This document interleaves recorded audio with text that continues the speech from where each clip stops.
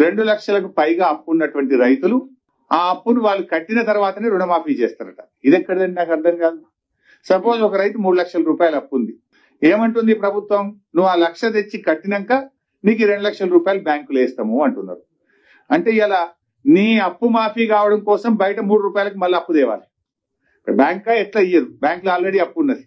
ఈ 1 లక్ష రూపాయలు వడ్డీ వ్యాపారుల దగ్గర పోయి 2 రూపాయల మిత్తికో 3 రూపాయల మిత్తికో 4 రూపాయల మిత్తికో ఇవాళ ఈ అప్పు కట్టడం కోసం రైతు కొత్త అప్పు తెచ్చుకోమన్నట్టుగా ఉన్నది ప్రభుత్వ తీరు. ఇవాళంటే ఇంకోటి కూడా ఉంది. ఇలా ఆయనకు అప్పు ఉట్టాలి ఎప్పుడు, ఆయన అప్పు కట్టాలి ఎప్పుడు, నువ్వు మాఫీ చేయాలి ఎప్పుడు అంటే ఆలస్యం అవుతుంది. రుణమాఫీ ఆలస్యం కూడా జరుగుతుంది. ఇలాంటి షరతులు అవసరం లేదు. మీరు 2 లక్షల రూపాయలు రుణమాఫీ చేస్తామన్నారు. అతని అప్పు 3 లక్షలు ఉందా, 4 లక్షలు ఉందా, 2.5 లక్షలు ఉందా మీకు అనవసరం. మీరు నేరుగా 2 లక్షల రూపాయలు రైతు ఖాతాలో జమ చేయండి.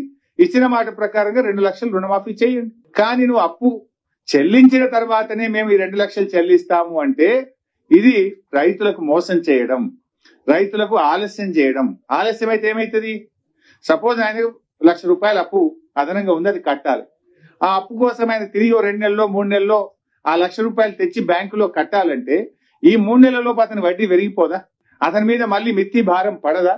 నువ్వు ఇచ్చే 2 లక్షలు ఇచ్చేస్తే అట్లీస్ట్ అతని వడ్డీ భారం అన్న తగ్గిపోయేటువంటి అవకాశం ఉంటుంది.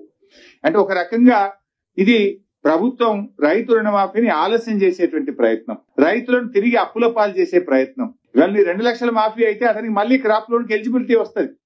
కానీ నువ్వు ఆ 2 లక్షల పైన ఉన్న అప్పుడు కట్టాలంటే వడ్డీ వ్యాపారులను ఆశ్రయించి తిరిగి అప్పుల ఊబిలోకి రైతులు నెట్టినటువంటిదే తప్ప ఇందులో రైతులకు మేలు జరగదు.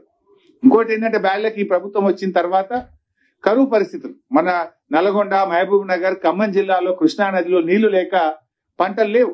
పోయిన సంవత్సరం పంటలు లేవు. అదే విధంగా ఉత్తర తెలంగాణలో అకాల వర్షాల వల్ల ఉన్న పంటలన్నీ పోయినాయి. రైతులకు మీరు ఇచ్చేటువంటి ఇన్పుట్ సబ్సిడీ ఇవ్వలేదు ఇప్పటిదాకా. మీరు రైతు భరోసా డబ్బులు ఇవ్వకపోతే పైగా ఇప్పుడు నువ్వు ఈ అప్పు నువ్వు కట్టినాకనే 2 లక్షలు ఇస్తాము అంటే ఇది రైతులకు తీవ్రమైనటువంటి అన్యాయం చేయడం, ఆలస్యం చేయడం, వడ్డీ పెరిగి రైతుల మీద భారం వేయడం తప్ప ఇంకోటి కాదు. ఇటువంటి నిబంధనలన్నీ తొలగించి నేరుగా రైతు ఖాతాలో అతని అప్పు ఎంతనే ఉండని మీరు ఇచ్చిన మాట ప్రకారంగా 2 లక్షల రుణమాఫీ చేయాలని, ఇందులో పెట్టిన 4.11 షరతును తొలగించాలని చెప్పి బీఆర్ఎస్ పార్టీ డిమాండ్ చేస్తా ఉంది.